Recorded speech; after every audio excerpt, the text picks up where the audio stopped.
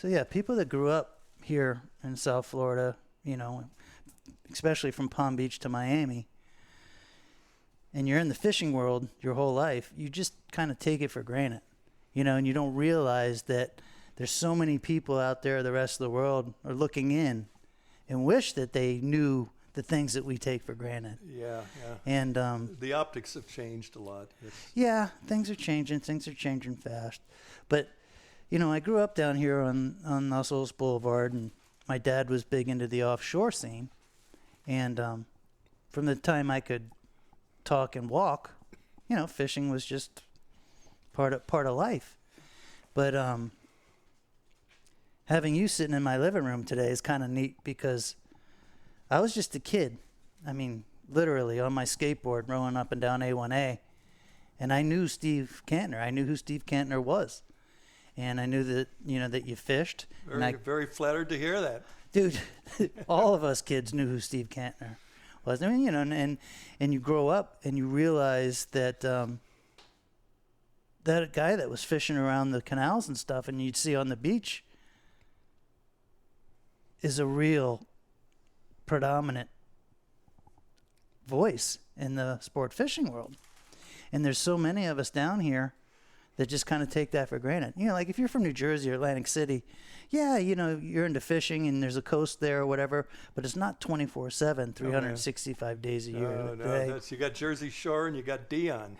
Right? I mean, But guys, this is Steve Kantner, famous fisherman here in Fort Lauderdale, esteemed author, right? A number of books, and we're real excited to have him today on the Real Guy podcast. Steve, thanks for coming over. Thanks for coming in. Real happy to be here. Very, very, very proud to be here. Well, it's good to have you. I've always considered you somebody that I would not only look up to, because you're older and stuff like that, but you've always fished, like never not fished. That's right. So like there's certain people that you put on your pendulum and you say, okay, what's Kantner doing right now? Oh, Kantner's up there, Hope Sound getting pompanos and stuff right now. And then you go to the next guy, okay, what's John Tedder doing right now? Oh, Tedder's on A-Dock, and he's doing some snook fishing late at night. And then you check in with Tom Green or maybe Copeland, or like you were talking about, Frank Johnson. Yeah. And you had your people that you always wanted to know what they were doing, because they were what you would wanted to see. You wanted them to be your peer.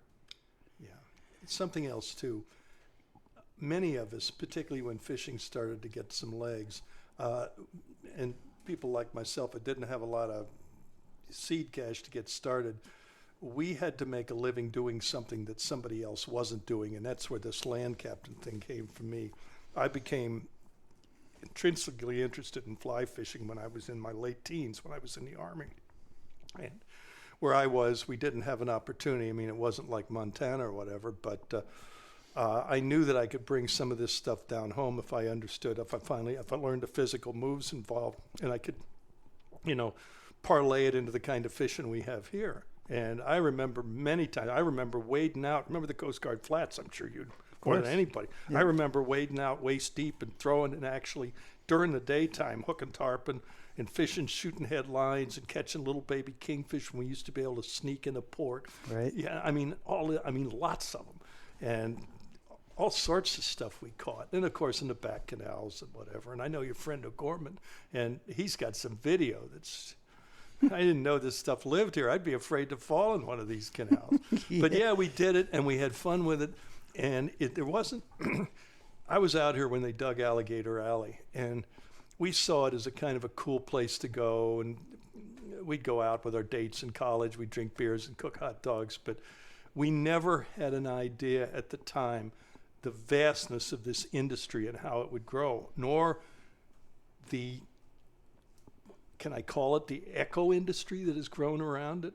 Yeah, you can call it that. Yeah, I mean, it's unbelievable. I mean, I even have like ecologically sensible clothes on. It's the only two pairs I have.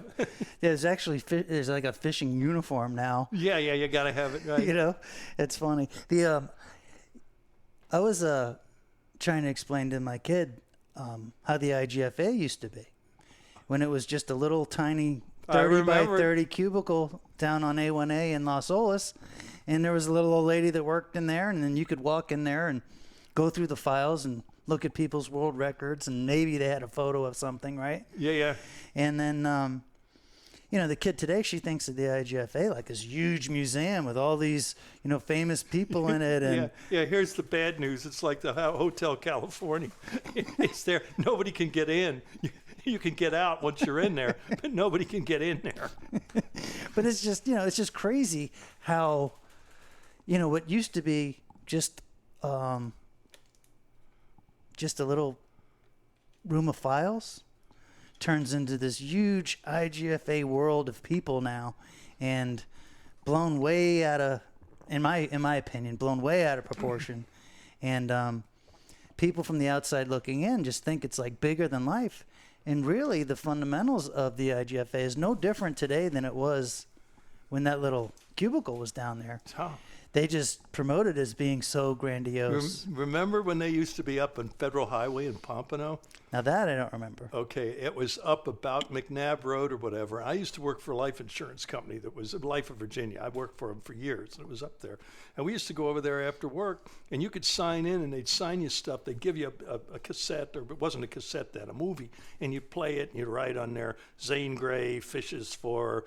the Tahitian silver marlin, and you'd watch it for a while and you'd just chronicle, a few remarks and stuff. But I remember doing that, and I remember, the deal with Harry, E.K. Harry was the president, started the library. Now, was the thing in Pompano after A1A or before? After. Okay, because I didn't know what happened to it after it left. I remember going down there with Scott Boyd and having lunch or breakfast with Peter Godby, and he had just loaned. He had a 16-0 pen, and this is when you could use cow's blood for chum and everything else. Right. And they caught, the guy caught the 2,500 or 2,600 pound white shark. These Australian guys, I mean, the little guy, they're born, they have like 18-inch arms, and they get bigger as they get older. And they have barber chairs on these boats with footrests. They go out there, and they'll have a whole dead steer step. And these things, they'll pick the one they want. These things are 18 feet long and stuff. But we were actually having breakfast with Godby, who wrote an excellent book on Pacific fishing.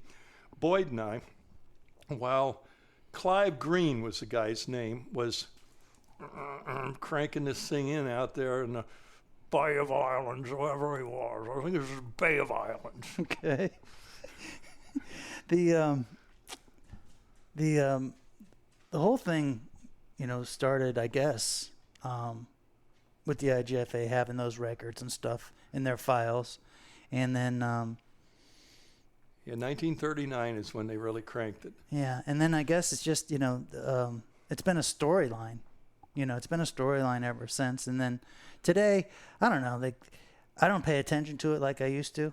There was times when, I was like, man, that guy did this and that guy did that. And, man, if I could do what he did. They were heroes. They were heroes. There was exactly. guys like Lerner and these guys.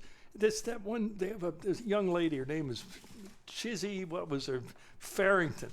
She was 19 years old, real good-looking girl, married somebody from, upper crust Manhattan or whatever. And she's over there on her grand tour after she graduated college. She's over there in France. She gets polio. Her arm gets boogered, her knee gets boogered. Here's this beautiful little chick that writes for Harper's and Vogue and everybody else. And she's there with her husband up there in Nova Scotia cranking in these 900-pound tunas. Right. I mean, legit. I mean, those guys, there was no two ways of doing it, or let the little girl dance stuff or whatever, or back down on it. I mean, they... Right. I mean, some of these women from back in the old days, man, they ate their young. I mean, they were real sportsmen. They were real gamers. And let's bring that up. I mean, Steve's written multiple books over the years, but his latest book are the 50 women who fish, and it's a perfect timing, in my opinion, for this book, because, in my opinion, social media has skewed, to be polite, a lot of, especially the younger generation's perception on women who fish, because these kids, they see what's on social media. Yeah. And on social media, yeah, there's some of the women that actually, fish that are on there, but they don't get the millions of views, or the hundreds of thousands of views that the G-stringers get. Right. And it drives me crazy to think that my 13-year-old kid would look at these G-string anglers and think, wow, these are the girls of fishing. That's what it takes. Because it's not. Everybody wants to be, I want likes. Give me, I want now. I want it all. Like, yeah. Now, was any of that going through your mind when? Oh, you bet. I laid this thing out like a battle plan ahead of time. And I've very closely checked with some reliable sources to make sure. That's not to say this is, to tell you the truth, the book is kind of a cross between Field and Stream and what's that one that I'm trying to think the one where there's a lot of tattletale stuff in there, because a lot of these girls come out and they do tell some stuff. I mean, famous ladies, Joan Wolfe, the first lady of modern fly fishing. She's been married, I don't know, 4 times. Said, I've told Vokey. She said, I made some mistakes that I'm not proud of. I know the woman, and I talked to her too. And I guess I didn't listen to the thing, but Vokey got a little chirpy with her and stuff, and told her, she said, you're really not the person to talk about this. Really? Yeah. Oh, yeah. Vokey has a great selection of podcasts. But anyway, some of these girls, and I mean, Deborah Dunaway, she chased that. She wouldn't mind me saying it. I mean, she told me. When I met her, she was just brokenhearted. She went down with a date from Dallas to go. They were going to go diving down in the Virgin Islands, and they went aboard this guy's boat. Jerry Dunaway's got more money than God, and everything else. And her date started talking to Dunaway's sort of squeeze or whatever, and Dunaway was married. And she ended up talking to Dunaway half the night, and the other two, they were going to go diving the next day. The two of them were too green to go diving. So Dunaway just sat up there, and they went bebopping around and stuff and trolling some skip baits, and I believe she caught a sailfish or whatever, and she caught one I think in Mazatlan or something years before. So it was different. Here we're using light lines and stuff, and she said, girls today wouldn't like me saying this, but the first time I got a look at that man, I made up my mind I was going to have him. It took her 30 years. Right, she got him though. And in the end, when he finally passed, he took care of his kids, her kids, their whatever. He was a straight up guy. A nice pleasant ending. Yeah, I mean, it's got to be. Hey, love is bumpy. I mean, love hurts. It does. Now you reached out and did 50. Oh. 50. Well, actually 60. I interviewed 10 of the dead, but they are not as contentious. Yeah, that takes a lot of work, because it'd be hard for me to sit down and write 50 men anglers that I would actually write. Listen, I had to renew my testosterone prescription when I did this. I'm serious. I mean, it was a lot of energy. Yeah, and the other thing is, a lot of them like to be editors, and there's some things you're good at. There's some things I'm good at. I'm no Hemingway, but what I kept trying to do was get these ladies to answer questions, and I'd call them on the phone, and I'd try to get them to really keep going. Yeah, keep going. I'm a dumbass. I didn't turn my phone off before we started the recording. But anyway, I would go and I would really drill them. I'd say, this isn't a Facebook post, babe, come on. Right. I mean, this is the way you feel about it, I want you to tell me how you feel about it. You let me write it. You just let me see the way you feel it. And sometimes it would be the very, very last question. One of these ladies, young, she's not even 30 years old yet. She's got more plaudits. I mean, she's a guide. She's a this. She used to work. She's a captain with I don't know how many 100-ton master's license. And she actually worked. She's an animal trainer, training whales and porpoises and otters and stuff to guard these deep water submarine bases. And I mean, I don't think they were teaching them how to be nice to divers and stuff, if you know what I'm saying. I know what you're saying. Yeah. They were real people doing real things. Real things. And yeah, it wasn't a photo op. It wasn't, something to gain popularity. They were living their life, and they were real fishing people. The one I know, the one where I got chased, Cocking and I were kidding about this yesterday. The one where the one where I got chased with the panther.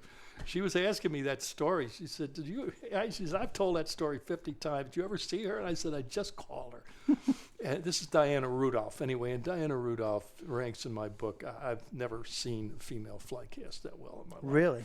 Really. I mean, it's really. Top of the top, huh? She can stand here in a wind and put a loop in a mouse's ear. Wow. At 80 yards out there. And, I mean, she's the what do you call it? The cut line was like a predator, and boy, she was. And we were talking, and you can read it in the book. She comes out and says, I'd never had a psychiatric problem in my life.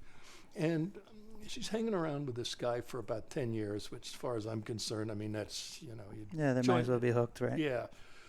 And I get pregnant. We have this kid. Within a day after I have the kid, I plunge into this incredible depression. I wanted this child. The child is not normal. Everything is good. And I spent a year on, just shovelfuls of psychiatric medication. It came out of absolutely nowhere. And my wife worked in the court system and everything. She said, that PSD or PPD, postpartum depression, that's a murder defense. And this girl had never told anybody. And so telling this story, this girl is really bouncy. And you say, man, when she comes out with this, think of the good that those other women who maybe feel strange feelings and stuff like that. Sure. There's another lady in here who says the reason she guides is because she's a nut. She suffers from endogenous depression. But when she's up there, this is a different one from British Columbia. When she's got a party and they're going down this river and throwing, and she knows, she's between the devil and deep blue sea. She doesn't have a chance to think about her broken love affairs or any of her other stuff. And it keeps her up to speed, and she loves the outdoors. She got hooked. This guy at work, he said, when I graduated college, I worked at this lodge as a domestic. And this guy was working as a fishing guide.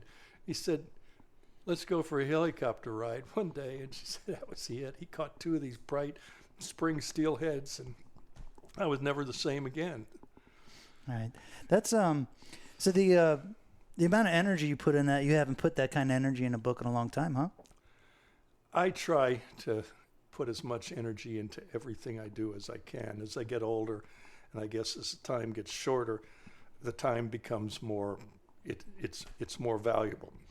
Well, I'm really glad you wrote the book, because I think that there's a respect factor in fishing that is being lost, and it's being lost quickly. I mean, when I grew up, there was the older guys that fished, and you respected those people. Right. Whether you liked them or not was irrelevant. No, fishing was always that way. Yeah, whether you liked them or not was irrelevant, but you knew that they were putting in 100%. You knew that they were putting in the effort, whatever it took, and then you knew that you might be able to learn something for them. Yeah, you knew what size hook they used. Right. You knew that they could make you better. Right. And I don't know if the younger generation or even some of the older guys even realize, just like other athletes, you can look at them, break them down, understand where they can help you, where they may be hurting you. But the respect factor, I don't think is there. I don't think it's there anymore. I still lift weights at my condominium with my high school football coach. He's 90 years old now, 5 days a week. He's stiffer now. I don't want to use the term, and I'm not much better, but we're in there. And I'm talking serious full body workouts and stuff like that. He played at one time when the NCAA rules were different. He was I think he was at University of Cincinnati or Ball State or one of them. He coached one of the teams while he was basketball while he was playing professional baseball for the other.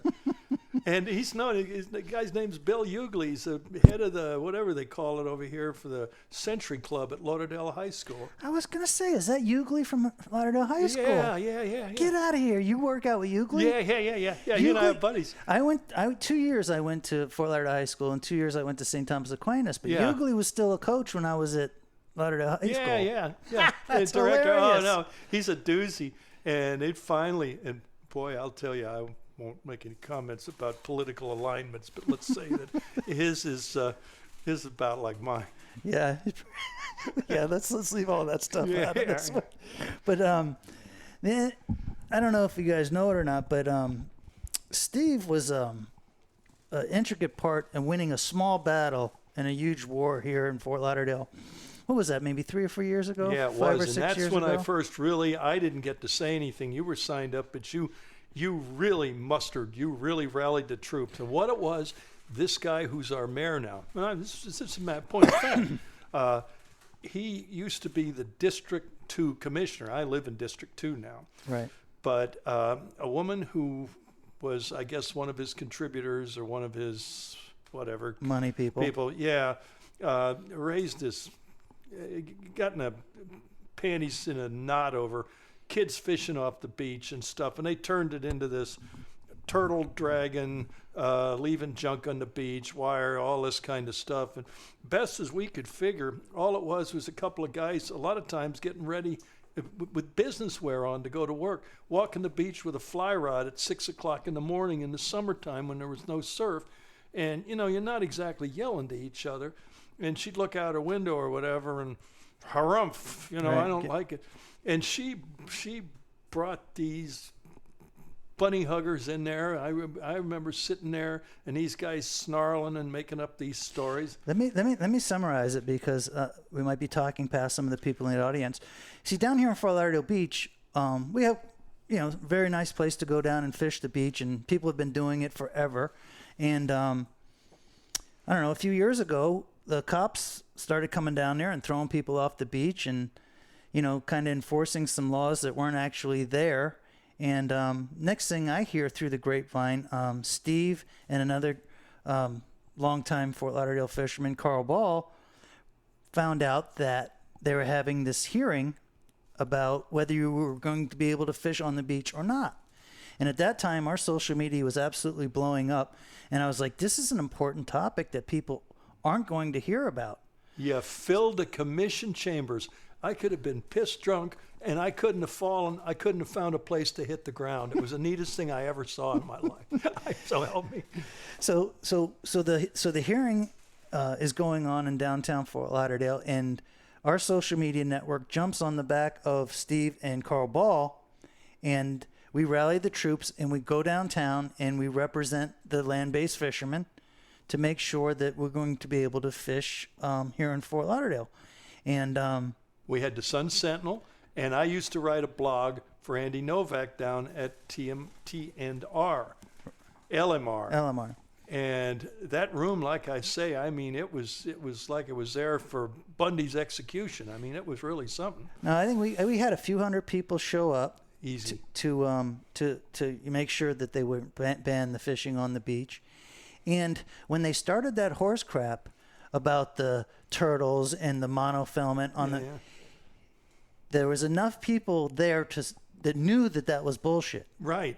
That they actually laughed when the lady came out and gave her spiel about why fishermen were bad for the beach. And fishy boys, bad boy. But, to this day, it feels good when you win a battle like that. Yeah, it does. Because, and it's the same thing. And if I can link it to one thing with the book. Listen, I'm not the greatest guy in the world. But one thing I did want to do with this book is I wanted to empower women. And the only backlash is now with this Year of the Woman and, frankly, like this soccer contest and some of the aftermath from that and everything else, a lot of people are saying this Me Too stuff like, my dad didn't take me fishing. My husband wouldn't take me fishing. And, babe, we didn't know. Right.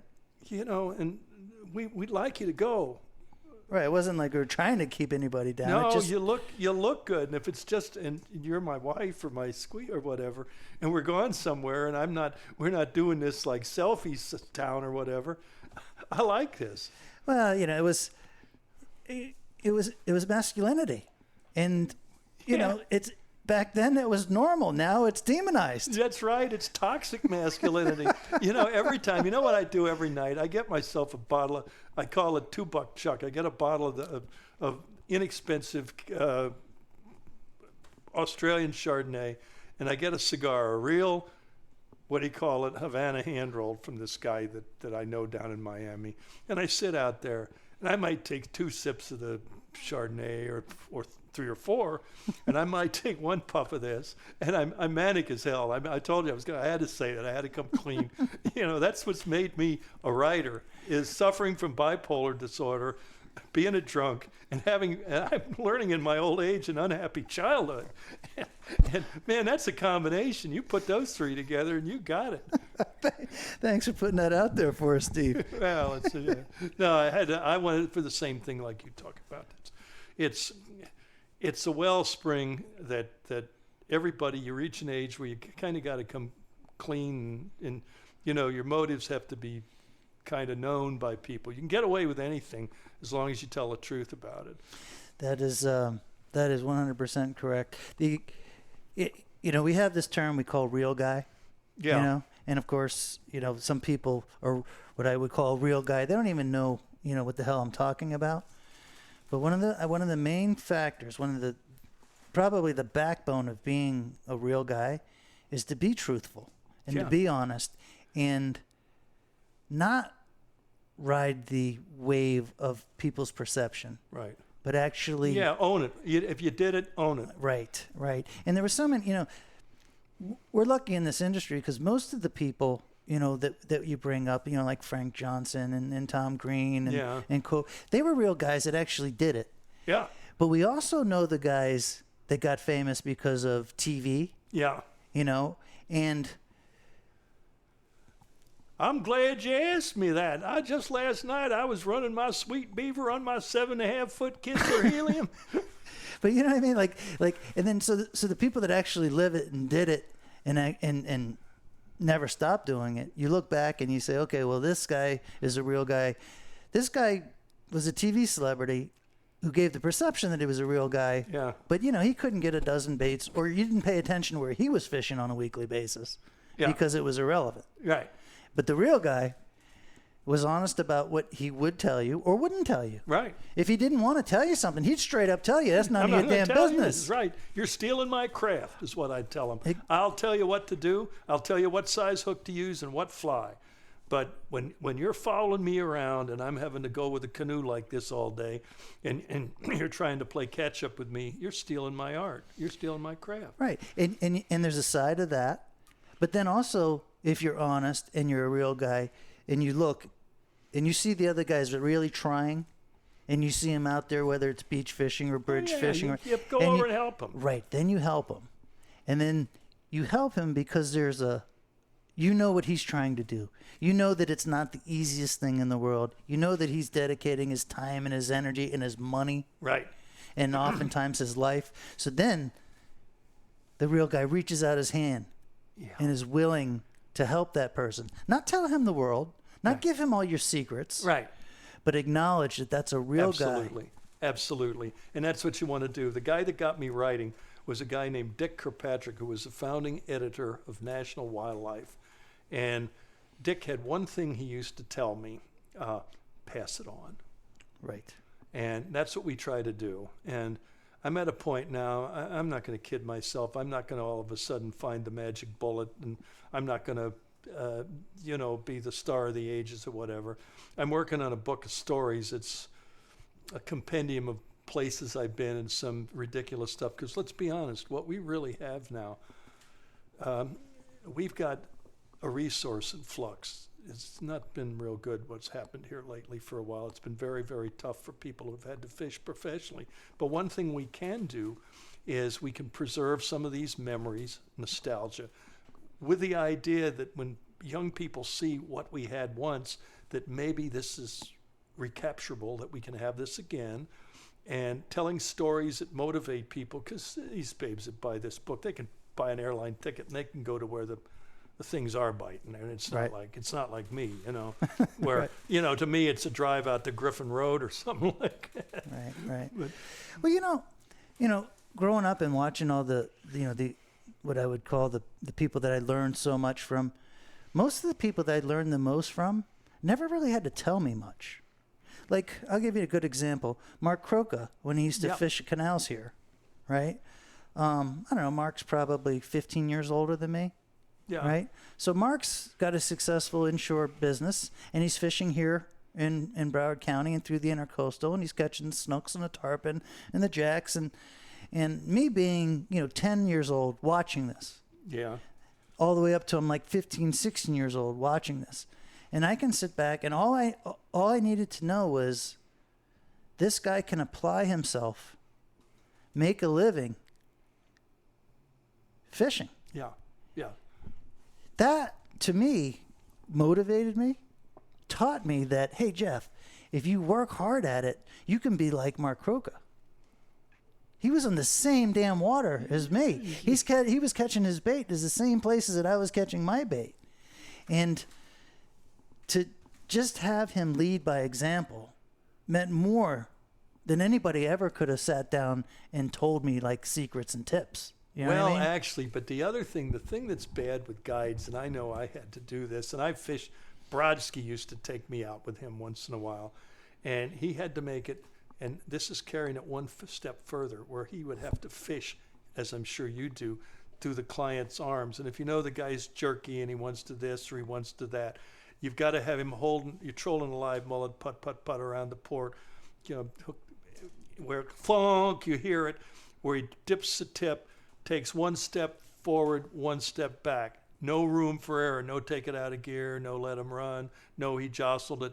You got to make it one-stop shopping for these people, because that's the thing where you or we pushed it further. What would happen if you let him run? Well, you'd get a dead bait back. What would happen if you this? What would happen if you that? Yeah. And we had to learn it the hard way. And, of course, when we were kids and you could see it because there was so much of it, Right. you always want to let him take it, and all this kind of stuff. And I mean, with snappers, that's why I was a lousy snapper fisherman. Let him take it. Well, I don't know if my clients realize it or not, but the circle hook has made their lives so much easier. Indeed it has.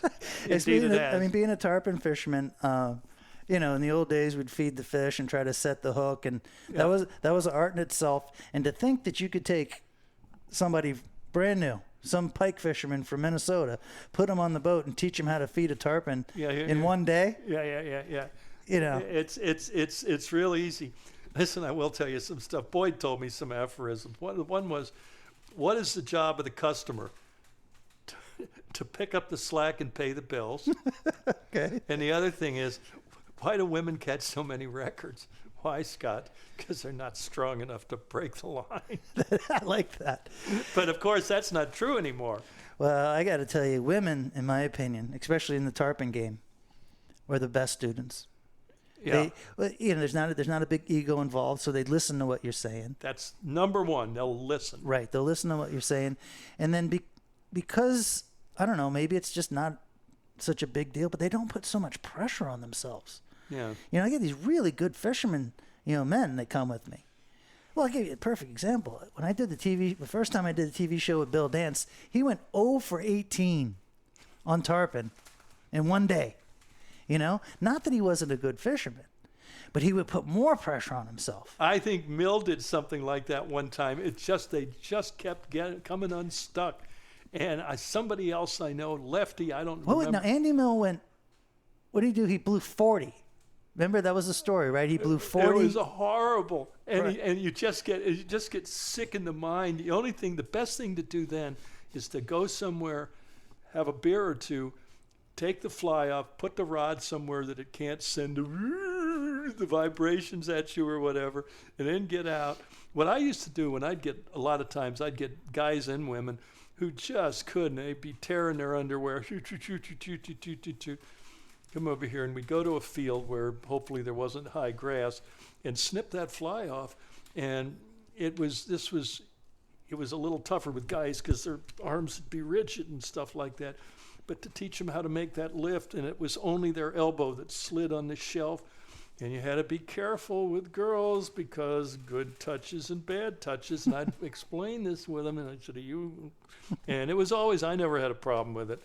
But, and after a while, when they did that unrolling loop of line, I'd go out there, and I made a habit to fish small flies. I used a lot of marabou.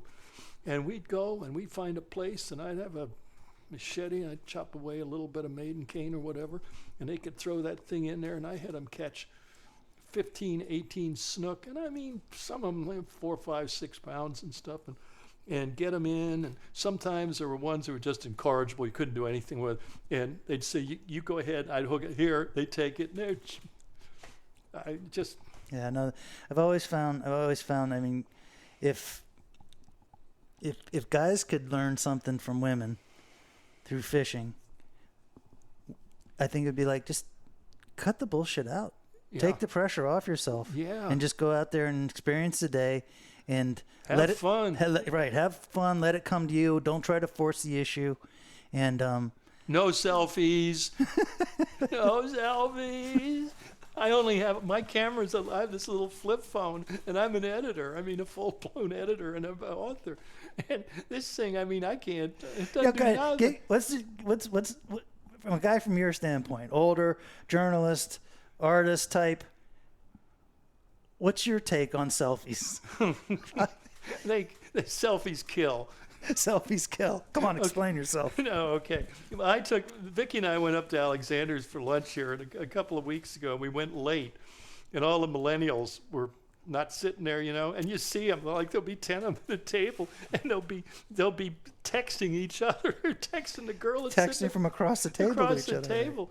And I'm thinking, I'm going to have some sushi, and I'm going to have this, and I'm going to have that, and we're going to have a couple of cold beers and whatever, and I want to enjoy myself, and I don't want to hear this, and see if I got it right. Oh man, and I don't have any tats. I don't Nintendo to play Nintendo. I mean, I'm over it. See, I'm halfway between you and the new millennial generation. I'm 51, but we got into that social media thing, call it 16, 17 years ago. Yeah.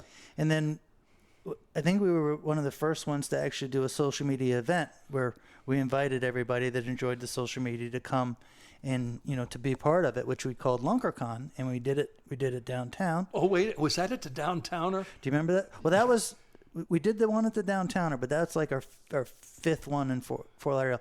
I think the first one we ever did was at 15th Street Fishery, but the first time that the selfie thing got super crazy was about 5 years ago. We did it at Pirates Republic.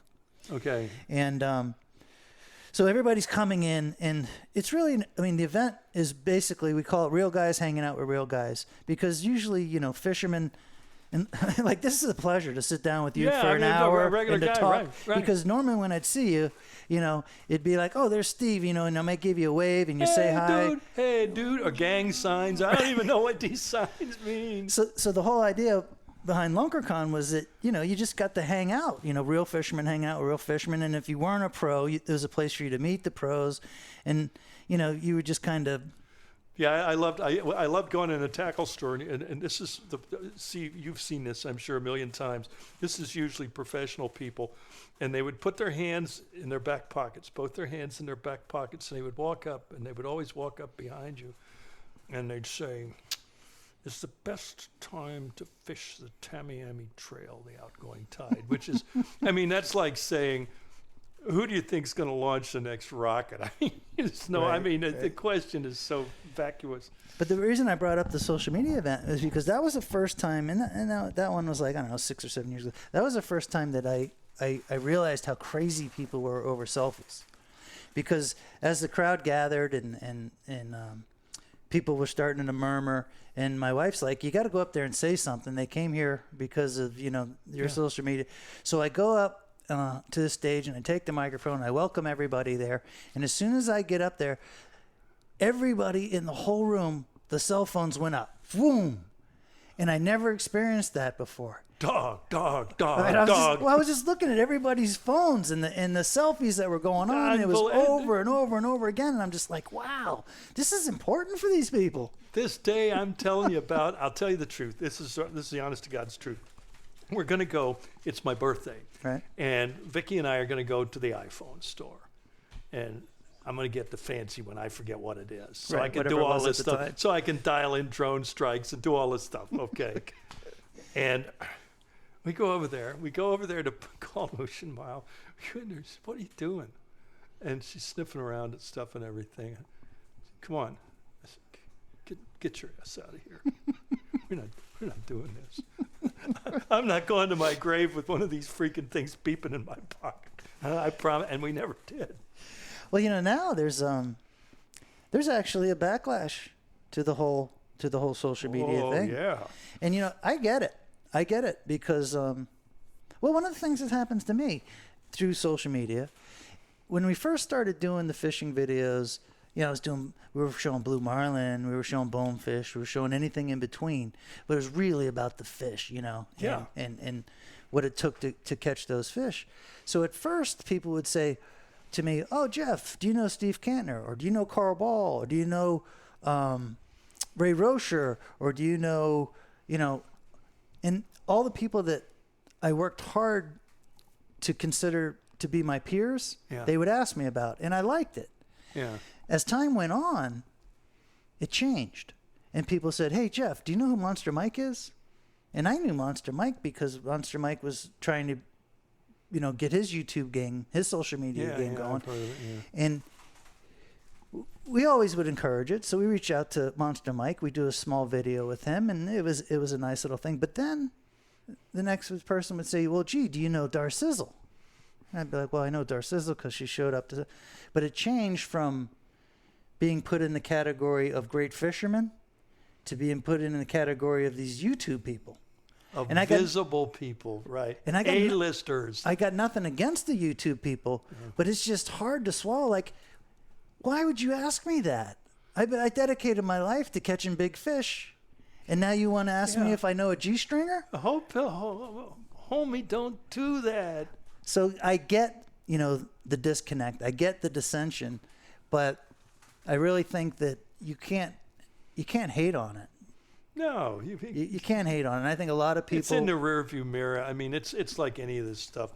But I did that thing that you're talking about. I naturally made friends with a lot of these women's husbands, manfolk or whatever, and they felt that they could talk to me eye to eye. And they would actually mention names to me, and then they'd apologize for it and say, this is none of their business. And I'd say, no, it is your business. It's your job. I'm still pretty traditionalist to help protect your wife. And if you know that a particular girl you don't feel it's the right company, it's just like you wouldn't let your daughter run with just anybody, you put the stop to it. Right. And I know it's a woman's world, and nobody does that, and we don't love, honor, and obey. But I would come to some sort of a concordance with these guys when I'd say, look, this person has done X, X, and X, and they can't be excluded. They've actually achieved that. But I would always listen, and I learned a lot of stuff. And I'll tell you every last bit of it from some of these old guys that had a lot of money and everything. All the wisdom that came back, it made me a better person to listen to it and stuff a sock in my mouth and listen when these guys talk. Yeah. And and these lovely wives, and I know a lot of these girls would absolutely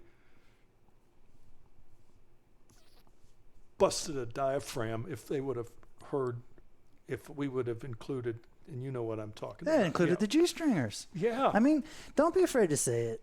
I mean, Yeah. it is what it is. It is. And I'm not hating on the G-stringers, but I will tell you something that is not going to happen with the G-stringers or any of these. It doesn't just have to be G-stringers. It can be any of these social media or YouTube phenoms. You can get the views and the clicks, but you're never going to get the respect that we were Right. talking about 20 minutes ago. Right? Right. They're never going to get that respect. And nobody's going to buy, they'll go ahead and they'll buy one of my $20 books or something like that, but they're not going to go buy a $60 book because unless they go ahead and buy themselves a dictionary or a thesaurus to put alongside and Can actually read it. Read the friggin' thing. and all the good photography that went in there. I didn't shoot it. Shit, my hands shake. The other book that I just did alongside with this, I've had this coming for years. It's a result of a medicine I take. But I got a little tremor. I mean, if I drink a beer, I don't have it. But I mean, I don't want to be driving the streets and doing. I thought about that. But I had the book I did at the same time as this, I did with Stackpole Press, and it was titled Backcountry Flies from Swamp to Surf. And it was a 250 pager or whatever. Pat Ford helped me with some of the photos, but I largely shot them all, and I just learned to speed up my shutter speeds and get a tripod. I had a cheap tripod and shoot them outside or shoot them in the bedroom, and I went and bought a big, what do you call it, lamps, the LED lamps and stuff. Right. And I learned about color temperature and all this kind of stuff. And thanks to this guy, Jay Nichols, their acquisitions editor, we made a pretty good book. Of course, fly fishermen never buy anything. Well, they don't. What they do is they have clubs, okay? And they get their information through the clubs. No, they go in the club. Now, I can't say this about everybody, but what they'll do is they'll buy one and they'll have a lending library, okay? So they bought one book and I make $2 royalty, and they'll buy the book and they take turns checking it out. Well, I think being an author and being a fishing guide is pretty similar because, well, not that you can't become a millionaire, but let's just say that we don't necessarily expect to become a millionaire going into these endeavors. You know the trick of being a fisherman or an author and becoming a millionaire is become a great bullshitter, I think. Well, why the hell do you think Hemingway is so famous? He might have been the last dude that actually made some dough. He did. And then he wins the Nobel Prize, and he said it's the worst thing that ever happened to him in his life. He used to, in fact, that remark I used, I sort of stole that. He had a biographer named Hoshner, and Hoshner comes to him and says, "Hey, Hem, thinking about writing myself. What say ye?" He says, "Well, Hem, I don't know. Writing empties a man, and sometimes if he finds there's nothing there, comma, it kills him, period." And he's the one that said, what do you say, what do you think is necessary, the necessary components for becoming a good writer? He said, a not inconsiderable amount of talent. He said, a burning desire, which I have, and an unhappy childhood. And man, if it would have been for lithium carbonate, he'd still be here. He'd be having a drink with us today. Well, I mean, being a writer, it's definitely not in my DNA. And it's definitely in yours. I don't know. Dude, when you do it and you don't stop, and whether somebody buys your books or don't buy your books, and then you do another one. Yeah. And then you come over here with that smile on your face. I'm smiling. I'm laughing. You know what I mean? This is the greatest. But that's real life. That's good shit. How lucky are we? How these Christers would say, how blessed are we to live here? You live in this nice house. I live in a nice house. I have a pretty wife. I'm sure yours is, judging from your pretty daughter. She's family. No, I got a hot wife. Yeah, no, that's what. And man, you get my age, and that really makes a difference. Well, that's when you can really appreciate what you got. That's when you can appreciate, and as a result, it keeps me out of a lot of winding roads of life. It really makes a difference. You know, I tell people this a lot, and I don't know. The word minority gets thrown around a lot nowadays. You know, minority this, minority that. But growing up in Fort Lauderdale Beach, you are a minority. I don't care what anybody tells you. The bus that took me to school had about 30 kids on it. Yeah.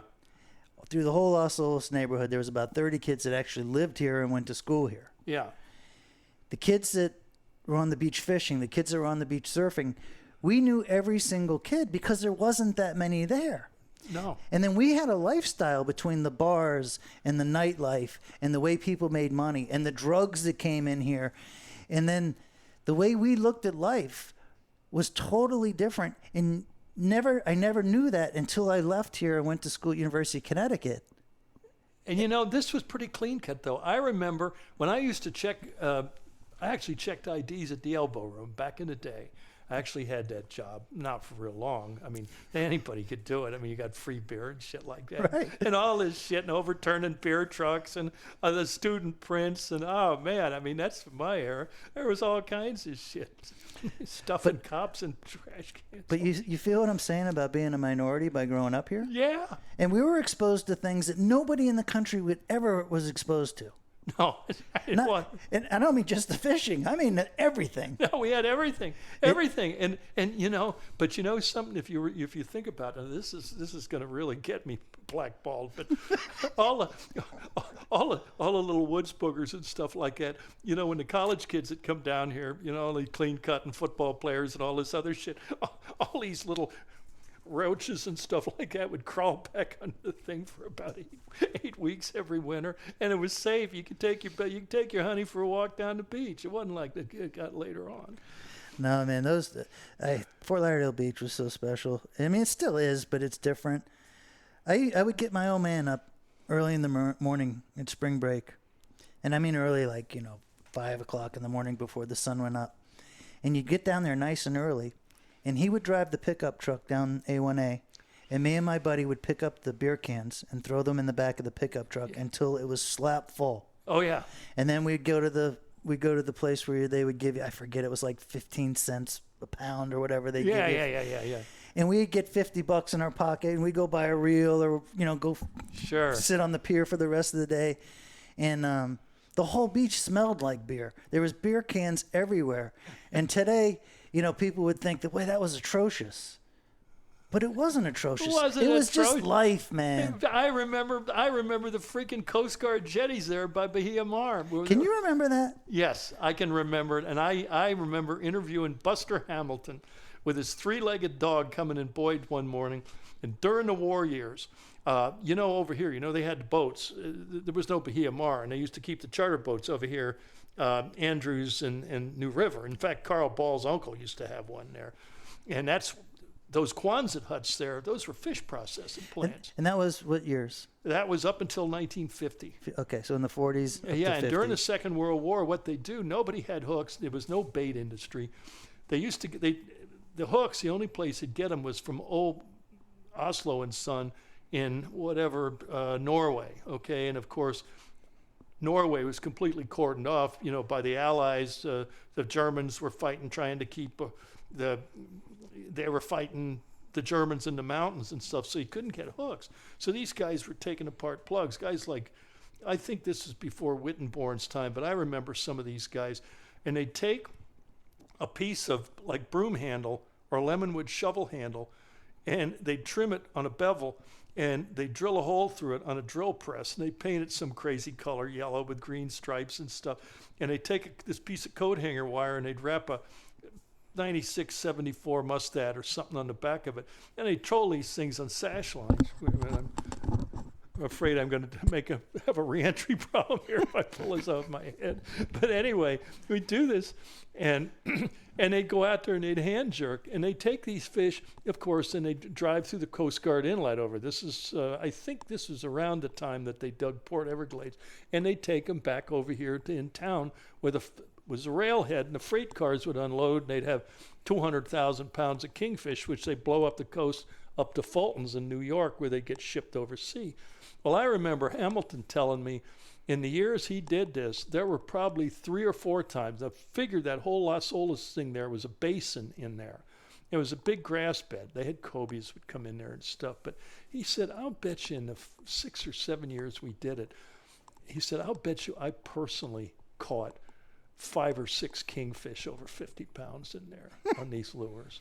Now, those little rocks that are sitting down there by Bahia Mar, is that really a remnants? Yeah, you bet your sweet ass it is. Absolutely, really? yeah. We've debated that over the years. And no. They used to have an inlet there. The other thing, I remember going down there for 4th of July and stuff, and it was always the same. And they have those, I don't know if they still have them, but they have those like brazier, where they have and you put your charcoal in those grills and stuff. Yeah, they're still down there. And all of a sudden you'd hear it'd be without fail, you'd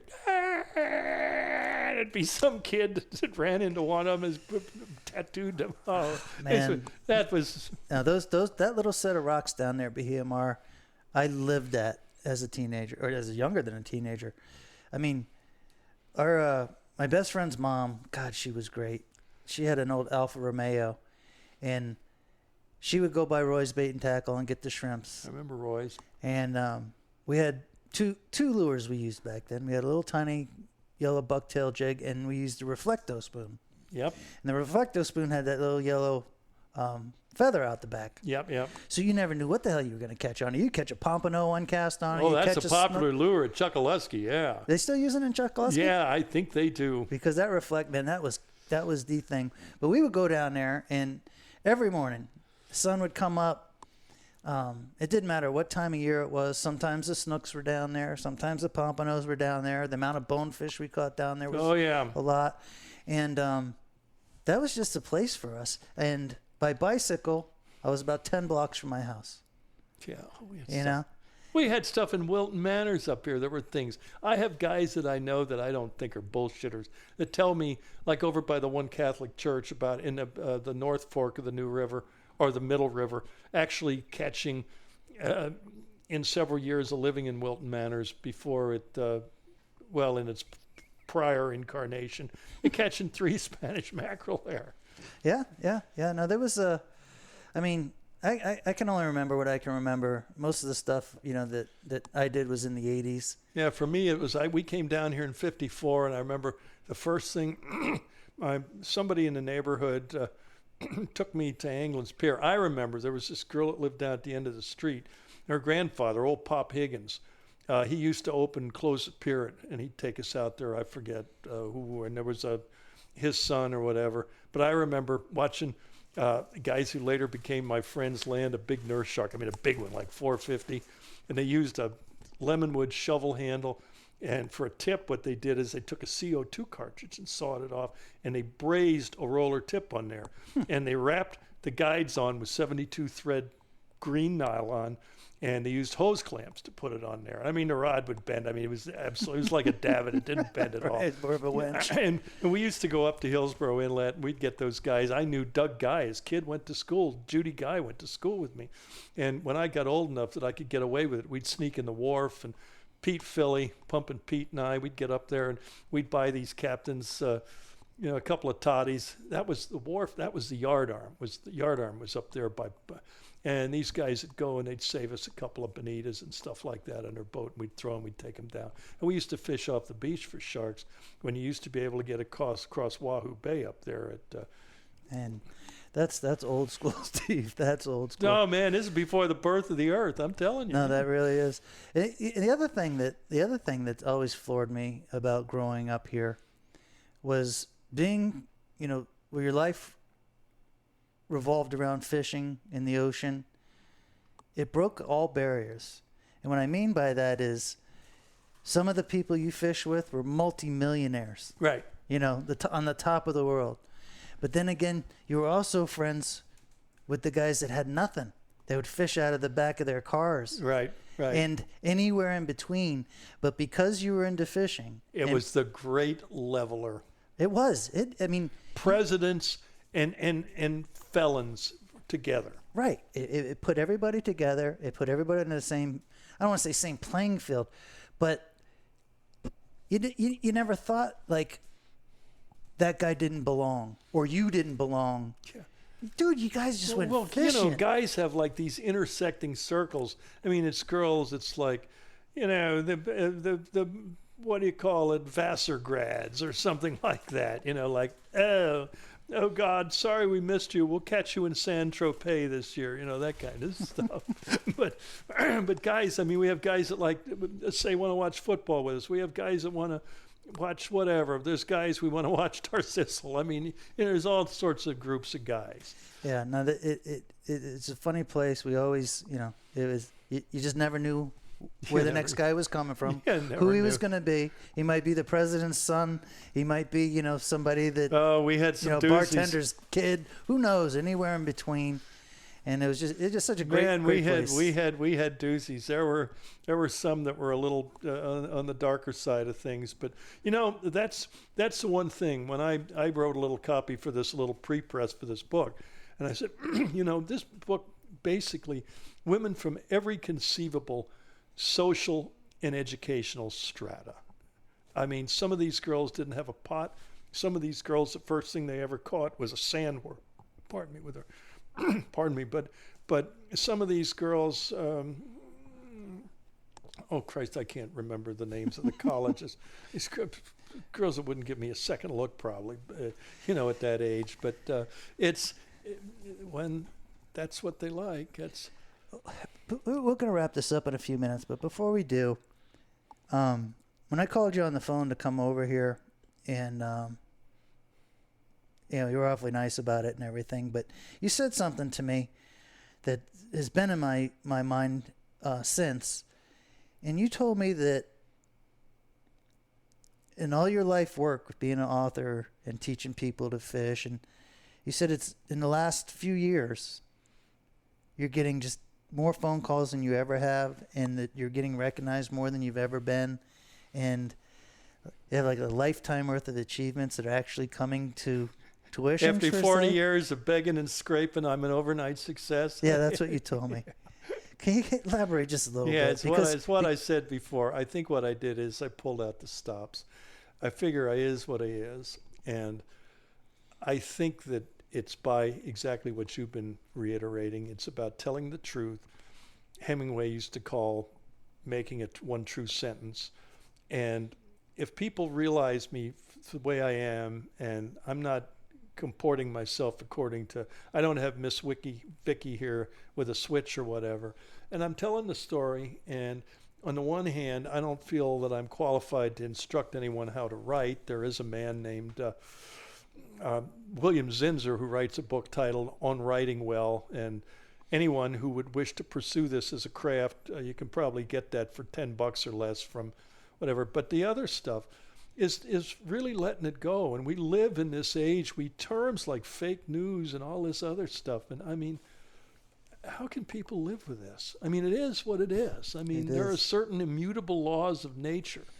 And I mean, I told the one, I think, I thought your earphones were going to blow up, but I said, what's the secret to my success? I wouldn't call myself I'm at least a functional alcoholic, if anything else. I like drinking wine at night. I suffer from bipolar disorder, and I take the medicine. And as I look back, maybe there were parts of my life that weren't happy, but it wasn't bothering me then, and I always got along with people. And the other thing with this stuff is I've got a weakness for, I mean, I love my wife, and I try to keep it, within the bounds. But I have a weakness for that, for the leg. Yeah, you got a weakness for women. Imagine that. Yeah. I mean, these guys. I mean, I don't care if it's toxic or whatever. Give me another shot. Steve, I can't thank you enough for coming over and doing the podcast with me, and I just want to thank you for being a real guy. Thanks. You know what I mean? Because there's not too many people. Okay, what am I looking at here? I got to put my glasses on again. Tell them, or I can tell them right here. The only way to get 50 women, do not look for it at the Borders or anywhere else or on Amazon. The only way you can get it is to order it from Tom Pero, the publisher. The way you do it is simply Google the phrase, "Why Women Fish," and you'll get the coolest website, and it'll let you do stuff. Or also, you can Google wildriverpress.com and speak to Pero. Okay. It's what we did here is basically a 3-man operation, or 4. I mean, Pero, the guy who basically the layout guy, me, and Pero has his girlfriend. I mean, they take the orders, but these books are shipped directly. These are heavy card stock. It's a $60 book. It's not, not for the faint-hearted. But yeah, if you got a few bucks and if you want to read stuff from a real guy, what I did today is I just Googled Steve Kantner, and when I did that, I found the book and I read a little bit about the book, and I knew that was the last one that you published. Yeah, and it was pretty simple to do it. I'm glad you wrote the book because, like I said, those G-stringers have kind of murkied the water, especially for the young. And of course, I had to do a lot of research on that. I had to on how murky the water was. I had to look at that before we made our selection. That was very important. Well, there's a local woman in town that I've reached out, and I think she's going to do a podcast with her. I don't know if you've met her before, but it's Sandra McMillan. Do you know who that is? Yes, I know who she is. I do not know her. I've been watching her for a long time, and she's got a boat that it's a big Spencer. Right, and it's just, dude, it's nice. Yeah. And I she remember the Billfish Foundation. Yeah. I grew up in my dad built the custom boats, and I've always been a big fan of that. So the first thing I recognized was the boat. And then I learned a lot about Sandra, and I learned that, she's basically dedicated a good part of her, adult life into fishing for sailfish and being competitive in the sailfish series. And I just like that so much because she's actually a real woman doing real things and cares about the fishery, and whatever comes across her plate or whatever, she prioritizes everything in her life around that. And that's real guy stuff. Yeah. And she's right here. She's right down the street. And no one knows who the hell she is unless you're in the billfish scene. She's not a G-stringer. She's a mom. She's got a bunch of kids. She's did a great job with the kids. I followed her through social media. I can't wait to get her in here. And I got a feeling she's going to like the book. So anyway, Steve. Well, let me say, Go ahead. if things really work out and we do a sequel, maybe we can get her in there. Well, whether you can get her in there or not, I mean, she knows, the value of what you wrote about, if anybody. I mean, and, you don't have to get everybody in the book, but it's just good that you wrote that stuff, make people realize that, hey, they're real sportswomen. Yeah. And they'll compete with the best of us. Mia Hamm, 20 years ago, who knew? Barbara Kersey Joyner, who knew? Chrissy Everett, who knew? Who cared? Yeah, it's a thing, and you hit it right on the head with the book. So congratulations on that. I hope it's a great seller for you. Me too. It's impressive. It's a hardcover. You don't see 314 pages, I think, 200 and some full color, big illustrations. No, he put the real work and effort into it. This isn't one of like the new ebooks or whatever. It's a quality piece. And Steve, thanks so much for being part of the Real Guy Network. Whether you know it or not, you've been in the network for a long time. Okay. You were in the Real Guy Network, and people got to know about you when we won that small battle at the beach. And I'm glad you're in the network. And thanks for coming over bud. and Thank spending you some for time having with me. us. That was terrific. Great podcast, Good. pal.